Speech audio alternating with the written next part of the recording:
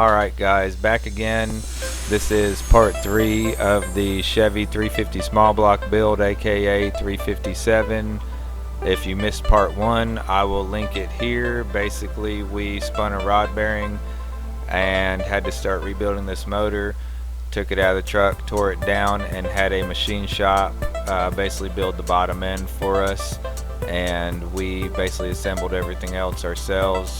Did a little refresh on the heads, as well as painting and just kind of refreshing the whole engine from there, which brought us to part 2, where we did some final assembly and mock-up on the engine.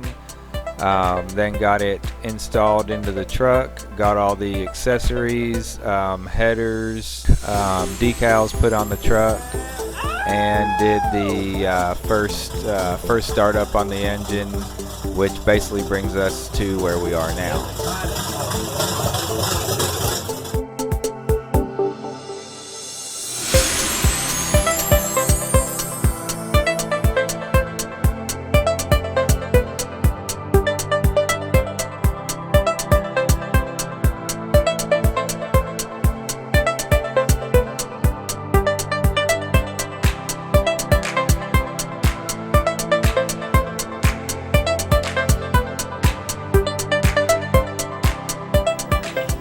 That is a sexy soul in a dirty vessel.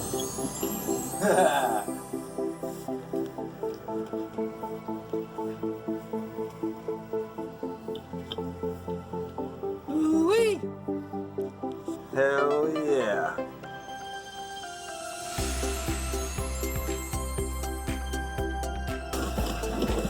Alright. As fun as it is with these open headers here, sounds good. We gotta get this thing a little bit quieter so we can take it down the road.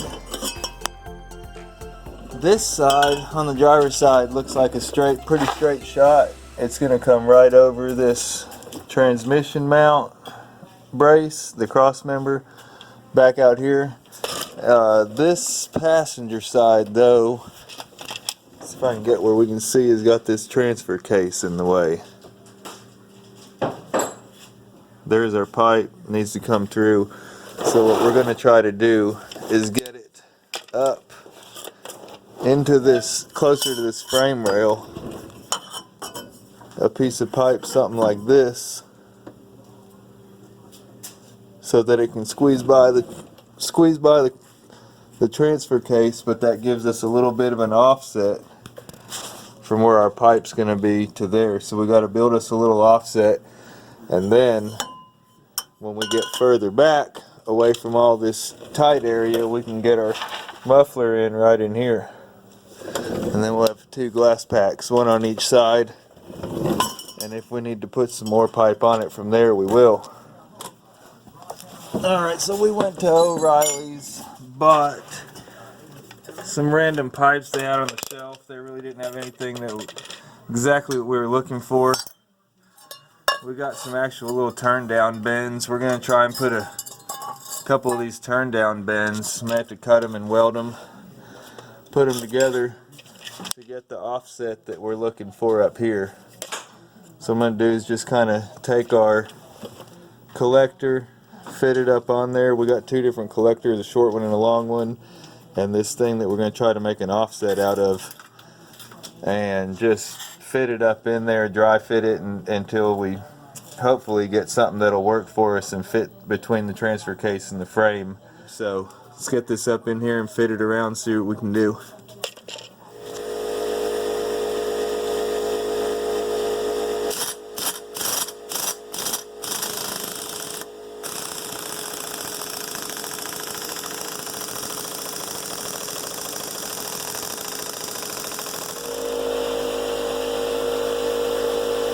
No good.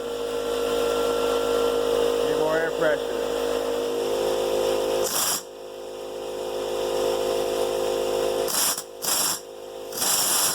Something happened.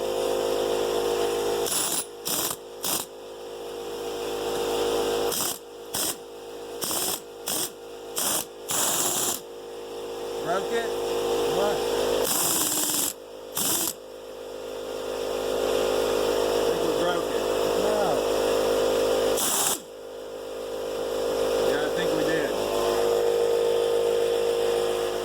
Well, we tore up the O'Reilly's rental tool.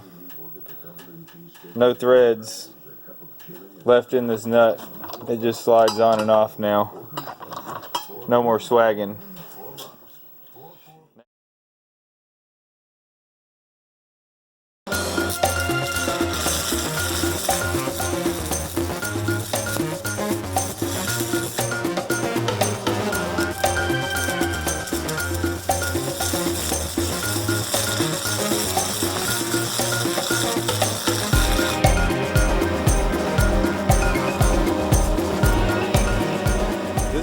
The welder of choice for exhaust.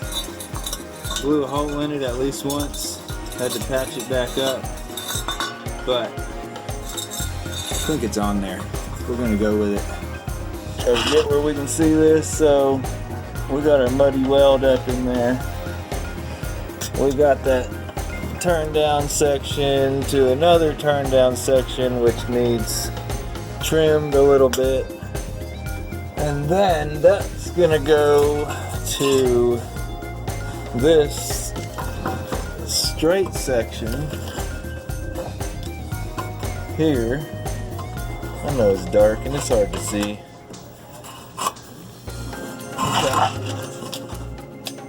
Let's see if y'all can get in there. And then that's gonna get us out here past the frame where we can hopefully get a muffler on the end of that. Hopefully the other side's easier.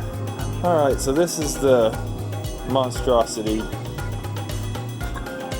that we've designed here to get past the transfer case. This is where the header dumps out. It's going to sit at an angle about maybe here, like that. That's going to shoot us around the transfer case up almost into the box of the frame, but not quite that way. As this end comes out past the hump in the frame, there'll be room for our glass pack right there. So hopefully it fits. Now we got this pipe coming out here. I did push some of these fuel lines up a little bit. I'm hoping we got a little clearance here. Let's put this old glass pack on there and see what it's looking like. Oh yeah. We got plenty of room around there. At least 2 inches, 2.5 inches. Looks good to me, brother. This side here, get this collector on here, and it's pretty much a straight shot. I'm hoping we just get this up there and we can slip a piece of pipe on it and go with it.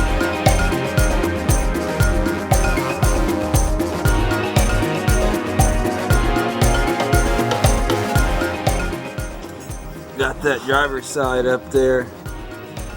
We had to cheat it a little bit because it was wanting to get too low and get on that cross member.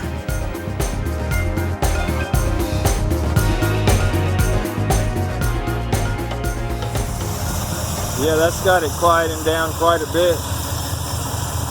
I think it sounds fine.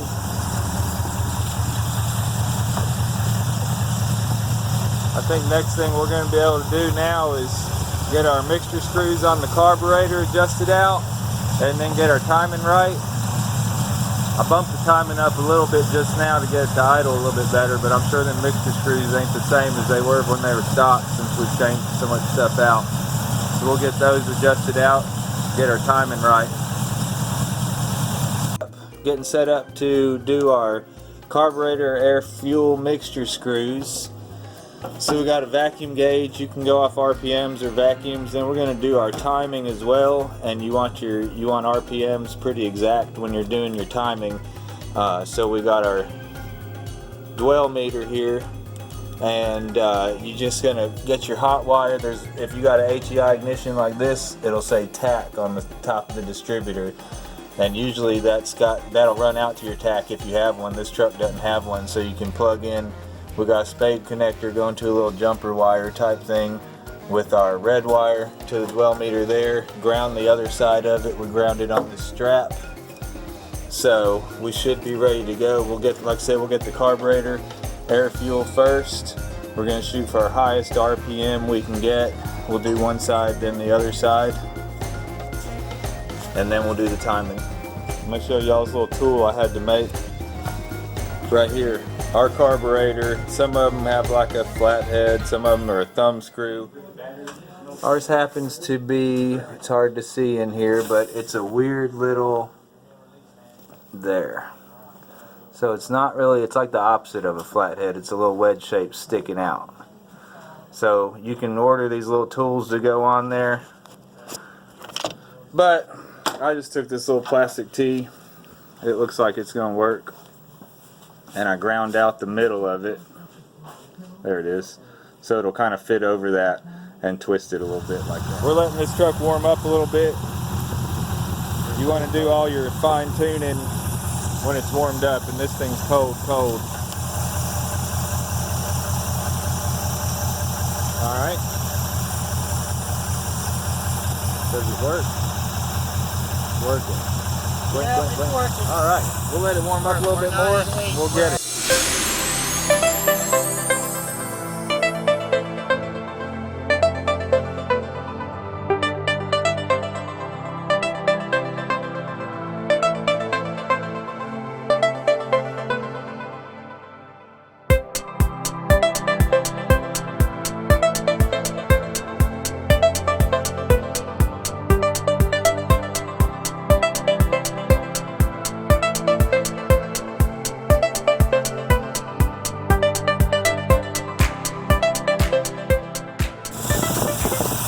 Dead on our 8, dead on 600 RPM. So that's where we need to lock down our little nut right, our bolt on the timing tab, and then we can turn our RPMs down a little bit. Got it put back together, got our fancy breather on there. So take it down the road for the first time.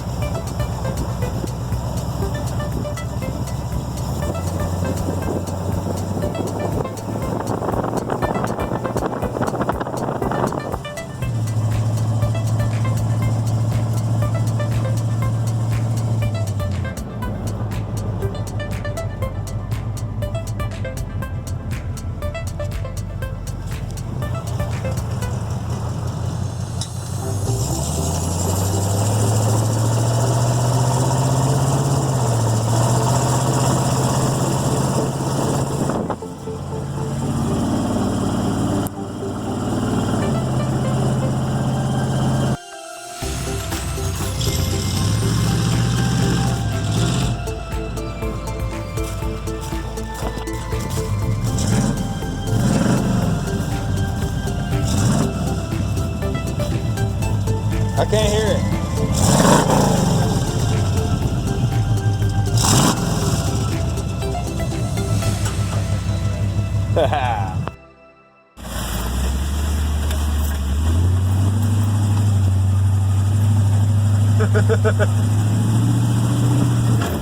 Oh yeah.